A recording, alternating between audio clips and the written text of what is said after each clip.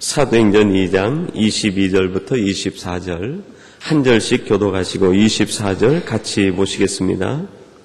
이스라엘 사람들아 이 말을 들으라. 너희도 아는 바에 하나님께서 나사렛 예수로 큰 권능과 기사와 표적을 너희 가운데서 베푸사 너희 앞에서 그를 증거하셨느니라.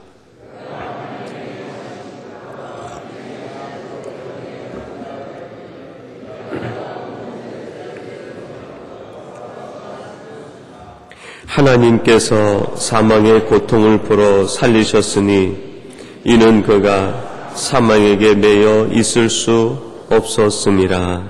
아멘. 칼 바르트라고 하는 신학계에서도 아주 독보적인 그런 영역을 가지고 신학 활동을 했던 신학자가 있습니다. 그분은 예수님에 대한 기독론을 기록하면서 기독론이라 하지 않고 화해론이라고 이름을 붙였습니다. 예수님께서 이 땅에 오신 그 사역에 초점을 두어서 예수님이 누구신가, 기독론이라는 말을 대신해서 예수님이 우리에게 하신 일이 하나님과 우리 간에 원수되었던 관계를 화해시켰다라는 의미로 기독론을 화해론이라 이름하고 그의 기독론에 대한 이야기를 전개시키고 있습니다. 하나님과 우리 인생의 관계가 화해되려면 중간에 막힌 담이 허물어져야 되는데 그것이 바로 죄라는 것입니다. 그래서 이 칼 바르트는 그의 화해론에서 이런 이야기를 합니다. 그리스도는 죄 인식의 거울이다. 하나님께서 왜 예수님을 우리에게 보내주셨는가?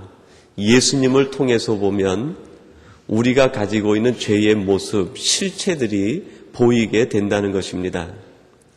그래서 예수님을 통해서 우리는 죄를 깨닫고 우리 안에 있는 죄를 하나님 앞에 고하고 회개함으로 하나님과 우리 사이에 막혔던 담이 허물어져서 진정한 화해가 이루어지게 된다.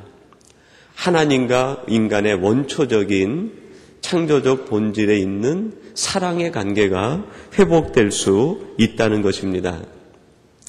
그러면서 그 책에서 재미있는 비유 하나를 들고 계십니다. 그 비유를 일컬어 태양의 비유라고 얘기합니다. 내용이 어떤 스토리로 전개되는 것이 아니라 이미지를 가지고 태양의 비유를 얘기합니다. 어두울 때는 우리들이 아무리 보려고 해도 어떤 것이 추한 것인지 어떤 것이 잘못된 것인지 어떤 것이 더러운 것인지 보이지가 않는다는 거예요. 그러나 태양이 서서히 떠올라서 온 누리가 밝아지기 시작하면 그때 분명히 보이게 된다는 거죠. 어떤 것이 잘못됐는지 어떤 것이 더러운지 어떤 것이 추한지 그것이 보이게 된다는 것입니다.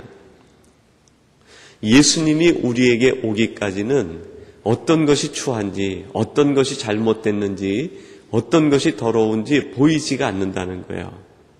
그러나 예수 그리스도라는 거울을 통해서 우리 자신을 비춰보면 우리는 깨끗한 것 같고 우리는 정숙하고 순결한 것 같았는데 예수님을 통해서 보니까 우리 안에 추한 것과 모난 것과 잘못된 것과 더러운 것들이 보이게 된다는 것입니다. 그래서 예수 그리스도를 가리켜서 죄 인식의 거울이다. 그렇게 칼 바르트가 정의를 내렸습니다. 여러분 오늘 본문 22절에 보니까요. 베드로가 예루살렘에 있는 이스라엘 백성들에게 이런 이야기를 합니다. 이스라엘 사람들아 이 말을 들으라. 너희도 아는 바에 하나님께서 나사렛 예수로 큰 권능과 기사와 표적을 너희 가운데서 베푸사 너희 앞에서 그를 증거하셨느니라. 본문이 좀 긴데 내용을 정리하면 그렇습니다. 이 땅에 오신 나사렛 예수 그리스도를 하나님께서 바로 그분이라고 증거하셨다 그 뜻이에요. 이 땅에 오신 예수 그리스도, 인간처럼 보이는 예수 그리스도를 하나님께서 바로 너희들이 기다리던 그분이라고 증거했다 그런 뜻입니다. 이스라엘 백성들은요, 오랜 예언자들의 말씀을 통해서 그들이 기다리던 한 분이 있었습니다. 누구를 기다렸습니까? 메시아를 기다리고 있었어요. 다윗 시대 이후로부터 왕정이 어려워지면서 예언자들의 선포되는 말씀을 통해서 내가 장차 하늘의 권능과 권세와 능력을 가지고 있는 인자를 보낼 것이다. 그가 오면 다윗의 왕국이 회복이 되고 이 땅에 눌린 자들이 다시 회복이 되고 하나님의 나라가 이루어진다. 하나님께서 기름 부어 세운 한 사람을 보낼 것이다. 그 기다리는 사람들을 이스라엘 사람들, 유대인들은 메시아라고 했습니다. 근데 그 메시아라는 뜻이 기름 부음을 받았다라는 뜻이에요. 신약으로 표현하면 그리스도가 됩니다. 그러니까 22절을 다시 정리하면 어떻게 됩니까? 우리 눈에 보였던 나사렛 예수, 그 사람은 바로 너희들이 수백 년간 기다려오던 메시아 그리스도 바로 그분이다. 이것을 우리 하나님이 큰 권능과 기사와 표적으로 증거하셨다 하는 것입니다. 바로 나사렛 예수가 너희들이 기다리던 그리스도요 메시아다. 그래서 오늘 베드로는 25절에 보면 다윗의 이야기 하나를 인용으로 들고 있습니다. 우리가 24절까지 읽었는데요. 25절 말씀을 한번 같이 봉독해 보겠습니다. 25절입니다. 다윗이 저를 가리켜 가로되 내가 항상 내 앞에 계신 주를 배웠으며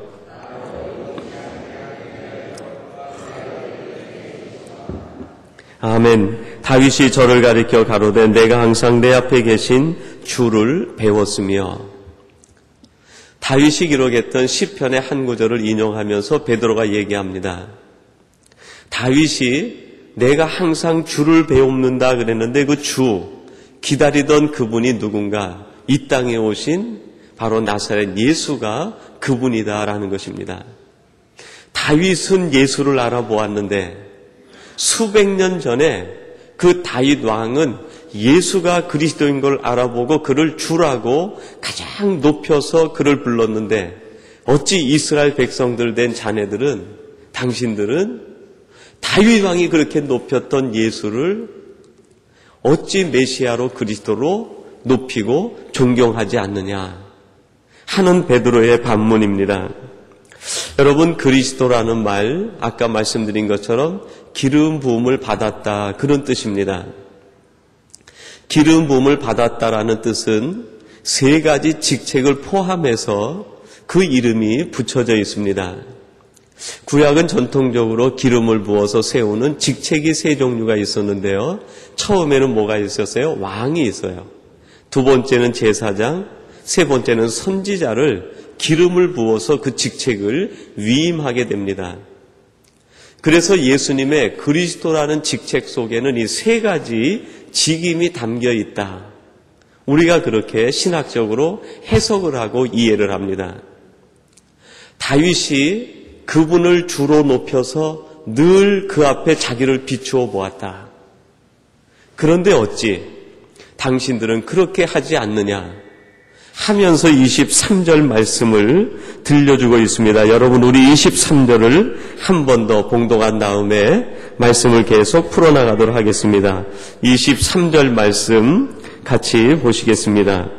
그가 하나님의 정하신 뜻과 미리 아신 대로 내어준 바 되었거늘 너희가 법 없는 자들의 손을 빌어 못 박아 죽였으나. 아멘. 여러분이 23절의 핵심은 무엇입니까? 너희가 법 없는 자같이 되었다 그 말이에요.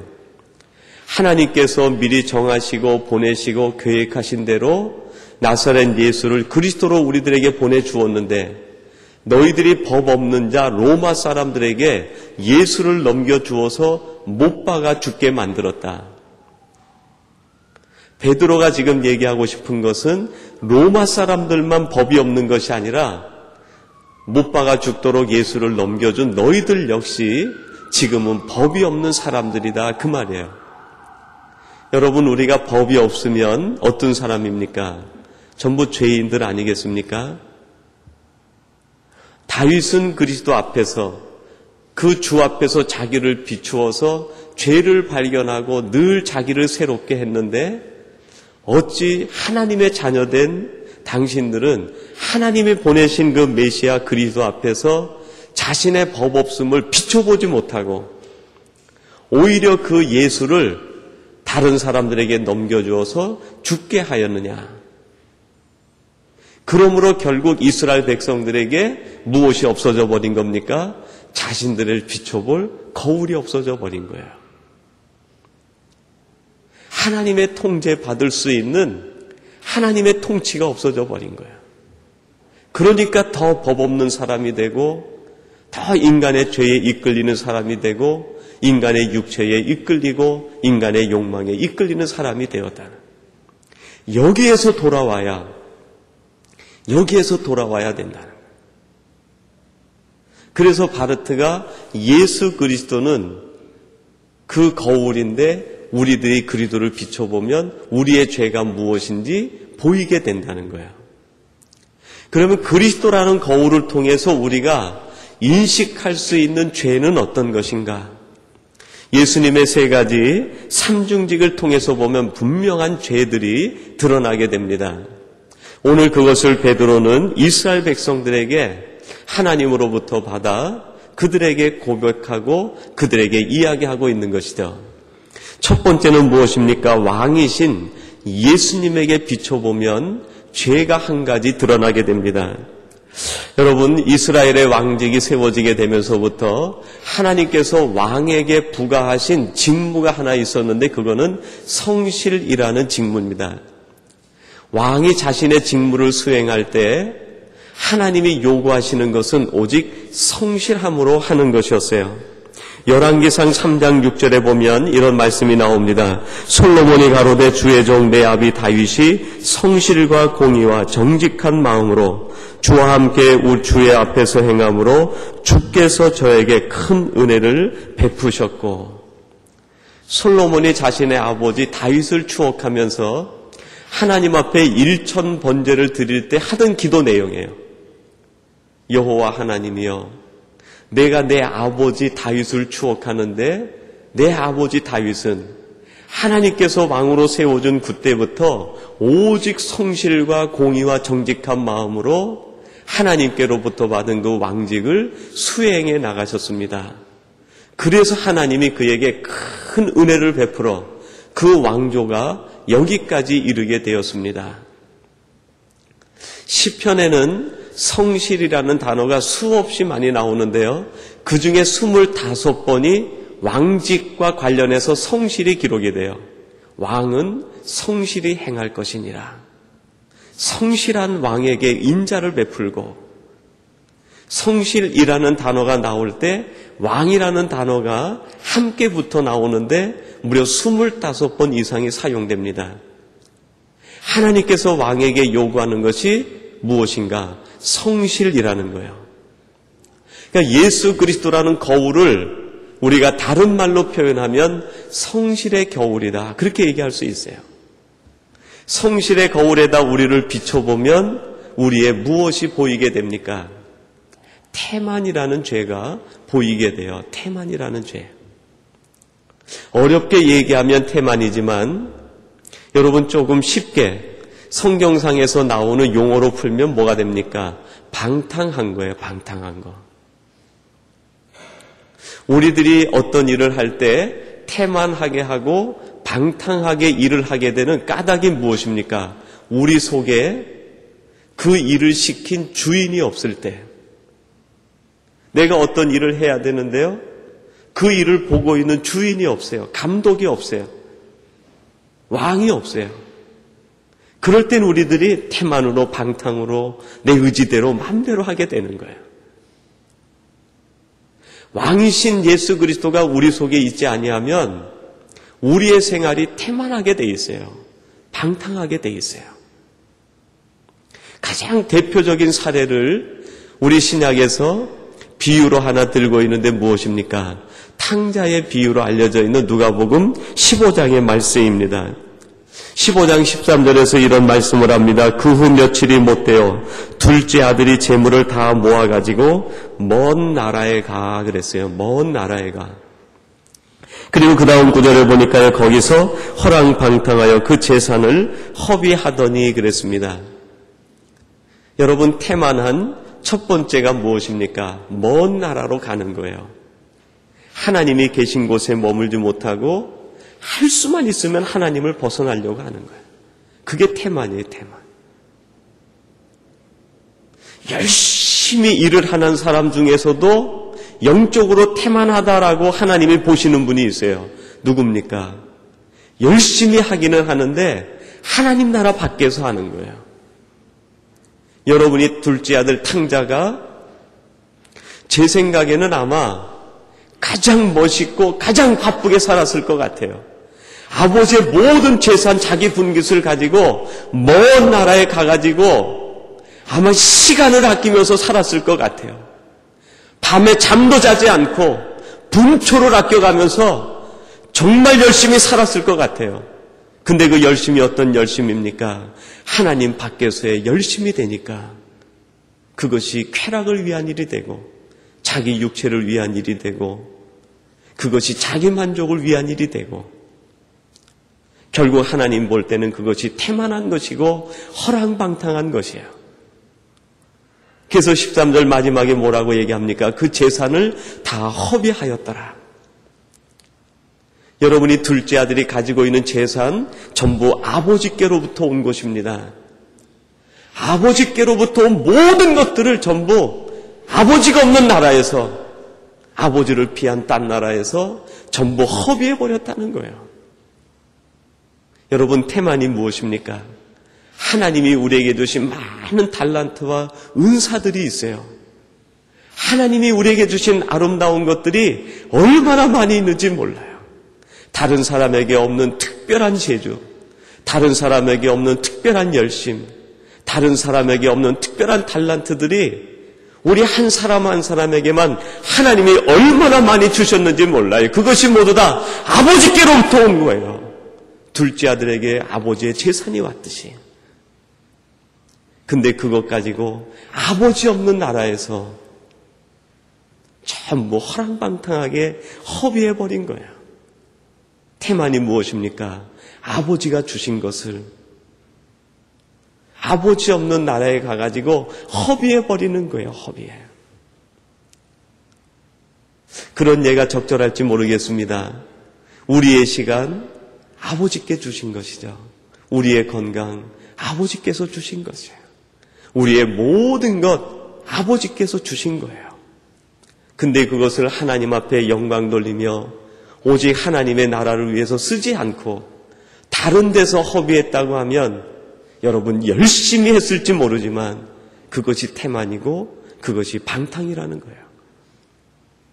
왕이신 예수 그리스도, 그분은 이 땅에 오셔서 하나님께서 주신 모든 것들을 오직 하나님 나라 안에서 사용했어요. 먹어도 하나님 나라 안에서, 잠을 주무셔도 하나님 나라 안에서, 일을 해도 하나님의 나라 일을, 제자들을 만나고 사람을 만나도 하나님의 나라 일을, 홀로 외따이 들어가 기도하더라도 하나님의 나라 일을, 모든 것 하나님이 주신 것 가지고 하나님의 나라 일을 하신 거예요. 그럼에도 주님이 하시는 말씀이 무엇입니까? 지금도 아버지께서 일하시니 나도 일한다. 허비하지를 않는 거예요. 성실하신 왕, 그분을 통해서 우리가 배울 수 있는 거죠.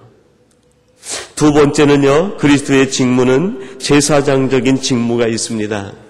대제사장이신 예수 그리스도의 삶을 우리는 한마디로 순종이라고 할 수 있습니다.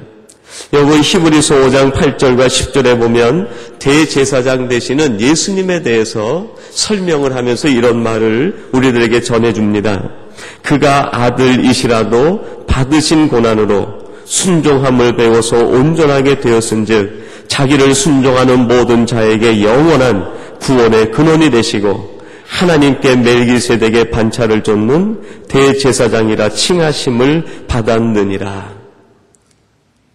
아주 놀라운 고백을 합니다. 예수님은 하나님의 아들이시라도 그분이 대제사장이 됐는데 한 가지를 거쳤기 때문에 대제사장이 되셨다는 거예요. 그분이 아들이시라도 이 땅에 오셔서 순종하는 것을 배웠다는 거예요. 그래서 우리를 위하여 하나님의 뜻에 따라 자기 몸을 십자가에 내어주시는 순종의 삶을 통해서 하나님이 그를 멜기세덱의 반차를 쫓는 대제사장으로 칭하셨다, 그렇게 얘기를 해요. 대제사장, 제사장의 직무 중에 하나님이 보시는 한 가지가 있는데 그게 뭡니까? 순종이라는 거예요, 순종. 그러니까 두 번째 그리스도의 거울은 어떤 거울이라고 할 수 있어요? 순종의 거울이다. 그 순종의 거울에 우리를 비춰보면 우리들의 모습이 보이게 된다는 것입니다. 여러분이 순종과 대비되는 죄의 속성, 죄의 모습은 무엇이겠습니까? 그것이 바로 교만이죠. 순종하지 못하는 것은 결국 교만하기 때문 아니겠습니까? 종교개혁자 깔뱅은요, 이 교만이 순종에 대한 반대쪽 죄, 그늘이라고 표현을 했어요. 그러면서 교만의 세 가지 형태를 얘기합니다. 교만이 나타나면 이런 모습으로 나타난다는 거예요. 세 가지 형태가 있는데 첫 번째는 인간이 하나님이 되려는 형태로 나타난다. 창세기 3장 5절에 보면 아담과 이브의 얘기를 들어서 이렇게 얘기합니다. 너희가 그것을 먹는 날에는 너희 눈이 밝아 하나님과 같이 되어. 우리 인류의 가장 먼저 임한 죄가 뭡니까? 우리 속에 침투하는 죄가 뭡니까? 교만이라는 죄인데 어떤 형태로 들어와요? 하나님과 같이 되고자. 하나님과 같이 되고자. 우리는 하나님 앞에 듣는 사람이지 하나님을 조종하는 사람이 아닙니다. 근데 이 교만은요, 하나님을 조종하려고 그래요. 하나님을 내 뜻대로 움직여 나가려고 해요. 그 다음에 두 번째 형태는 인간이 심판자가 되려는 것. 그것이 교만이라는 거예요. 내가 심판자가 되려는 것. 로마서 3장 2장에서는요, 인간의 죄를 지적하면서 그 죄 중에 하나가 이런 것이라고 지적을 합니다. 그러므로 남을 판단하는 사람아, 물론 누구든지 내가 핑계치 못할 것은 남을 판단하는 것으로 내가 너를 정죄함이니 판단하는 내가 같은 일을 행함이니라. 로마서 1장은 오직 믿음으로 구원에 이르게 된다. 우리들이 왜 구원을 받아야 되느냐? 2장부터는 죄를 지었기 때문이다 얘기를 해요. 그리고 죄의 속성들, 죄의 종류들을 하나씩 하나씩 나열하는데 2장 첫 부분에서 뭐라고 얘기합니까? 남을 판단하는 것이 죄가 된다는 거예요. 왜 그렇습니까? 우리 모든 사람들은 의롭지가 않아요. 하나님 앞에서 우리는 상대적 의의를 가지고 있지 절대적 의의를 가지고 있는 분이 하나도 없어요. 근데 내가 가지고 있는 상대적 의의로 누구를 판단하게 되면 나 역시 그 누군가로부터 똑같은 판단을 받게 된다는 거예요. 사람이 판단하지 않으면은 판단한 그것을 가지고 하나님이 우리를 판단하시겠다는 거예요. 똑같은 판단을 하나님이 하시겠다는 거예요. 누가 나에게 무슨 일을 해서 내가 그것을 가지고 판단을 하고 정죄를 하면 하나님이 마지막에 나에게 너는 그렇게 하지 않았니라고 나를 판단하시겠다는 거예요. 그러면 하나님 앞에 가서 하나님의 그 판단 앞에 가서 나는 의롭습니다라고 할 인생이 누가 있느냐. 그러므로 우리 사람들은 판단하지 말라는 거예요. 그런데 우리 사람들은 어떻습니까? 스스로 심판자가 되기를 얼마나 즐겨합니까? 세 번째 교만의 다른 형태가 있는데 인간이 하나님을 거부하고 스스로 자기를 의지하려는 것. 하나님을 거부하고 자기 힘으로 살아가려고 하는 것도 교만의 한 형태라는 거예요. 여러분, 이런 사람들을 우리는 독립심이 강하다 그렇게 얘기합니다. 참 의지가 강하다 그렇게 얘기를 해요. 여러분, 우리는 나의 의지로 살아가는 것이 아니라 누구의 의지로 살아갑니까? 하나님의 의지. 내 뜻으로 살아가는 것이 아니라 하나님의 뜻으로 살아가는 사람들이에요. 그런데 하나님의 뜻과 의지를 우리가 거역하고 내 뜻과 내 의지로 살아간다고 하면 결국 그것이 교만의 형태가 된다는 거예요. 여러분, 하나님의 뜻, 하나님의 의지 그랬는데 그것을 우리 입장에서 바꾸어 얘기하면 뭐가 될까요? 그것이 하나님께서 우리에게 주시는 비전이다, 그렇게 표현해 볼 수 있을 거예요. 하나님이 나를 통해 가지고 계신 의지, 하나님께서 내게 원하시는 뜻, 그것을 내가 붙들면 하나님의 의지와 뜻이 내게 비전이 되고 그것이 내가 삶을 살아가는 이유가 되고 동기가 되는 것이죠. 그거를 버리고 내 의지와 내 뜻과 내 생각을 쫓아가면 결국 그것이 교만의 형태가 된다는 거예요. 그래서 깔뱅은요, 종교개혁을 일으키면서 제네바시를 개혁하면서 모든 사람들에게 이 교만의 죄를 해결하라고 그렇게 외치고 기독교 강요에도 이 내용을 기록해 놓고 있습니다.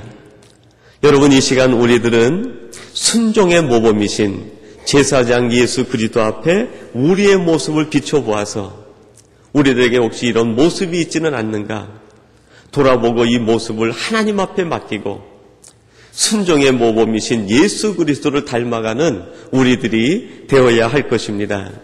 그리고 마지막 세 번째는 선지자이신 예수님입니다. 여러분, 선지자의 직무는 하나님의 말씀을 받아서 그 말씀을 그대로 전하는 거예요. 받은 말씀을 그대로 전하는 것. 하나님께서 주신 진리의 말씀을 받은 그대로 전하는 것이 선지자의 직무죠. 출애굽기 7장 6절에 보면 이런 말씀이 있습니다. 모세와 아론이 여호와께서 자기들에게 명하신 곧 그대로 행하였더라. 왜 모세가 위대하고 선지자 중에 첫 번째라고 얘기합니까? 하나님께서 말씀하신 그대로 행하는 사람이에요. 그래서 신명기 말씀에 보면은 계속 반복되는 말이 나오는데 어떤 말씀이 나옵니까? 내 종 모세에게 명한 말씀 그대로 행하라. 내 말대로 행하라가 아니라 내가 내 종 모세에게 말한 그대로 행하라는 거예요. 모세가 얼마나 하나님의 말씀을 받은 대로 그대로 말을 했으면 너는 모세가 말한 그대로 하라는 거예요. 선지자의 상징은 말씀 그대로예요. 말씀 그대로. 진리 그대로. 여러분, 요한복음 1장 14절은 이렇게 얘기합니다. 말씀이 육신이 되어 우리 가운데 거하심에 우리가 그 영광을 보니 아버지의 독생자의 영광이요 은혜와 진리가 충만하더라. 예수님을 이렇게 들여다보니까 예수님에게 진리가 가득 찼다는 거예요. 진리가. 그래서 더 이런 말씀을 합니다. 요한복음 14장 6절에서 우리 주님 스스로 뭐라고 말씀합니까? 내가 곧 길이요 진리다. 내가 곧 진리다. 선지자의 직무, 선지자이신 예수 그리스도는 다른 말로 하면 진리의 거울이에요. 진리. 여러분이 진리의 거울에다가 우리를 비춰보면 무엇이 보일까요? 진리가 아닌 것들이 보이게 돼요. 진리가 아닌 것, 그게 뭡니까? 거짓이죠. 기만이고 속임입니다. 예수 그리스도에게 우리를 비춰보면 우리 속에 보이는 것이 있어요. 거짓된 것, 비진리, 진리가 아닌 것들, 남을 속이고 내 자신을 기만시키고 내 자아를 속이고 이런 것들이 드러나게 된다는 거예요. 이 기만과 거짓 속임을 어거스틴이 표현을 했는데 이런 표현을 썼어요. 그것은 진리로부터 도피하는 것이다. 무엇이 거짓이고 무엇이 속이는 것이고 무엇이 기만인가, 그것을 어거스틴이 풀어서 얘기를 했는데 진리로부터 도망가는 거예요. 진리로부터 도망가는 거. 이게 두 가지 형태가 있다고 그래요. 하나는 진리의 말씀으로부터 도피하는 거예요. 우리 주님의 진리의 말씀이 오는데요, 그 말씀을 내가 받아들이지 못하고 그 진리가 너무 크니까 말씀에서 도망가 버리는 거예요. 주님께서 제자들과 무리들에게 이런 얘기를 합니다. 내가 진리를 말함으로 너희가 나를 믿지 아니하는도다. 내가 너희들에게 진리를 말하는데 너희들이 그 진리를 말함으로 진리를 믿지 않고 율법 속으로 자꾸 숨는다는 거예요. 자기 속으로. 도피해 가는 거죠. 두 번째는 무슨 도피가 있냐면 자신이 죄인이라는 사실로부터 도피한다고 그랬어요. 하나님의 말씀 앞에 서면 내가 죄인인 게 드러나는데 그때 베드로처럼 주님 나를 떠나서서 나는 죄인으로소이다. 예레미야처럼 나는 입이 부정합니다. 회개하면 되는데 자기가 죄인이라는 사실을 숨기고 그 진리의 거울 앞에서 도망가 버린다는 거예요.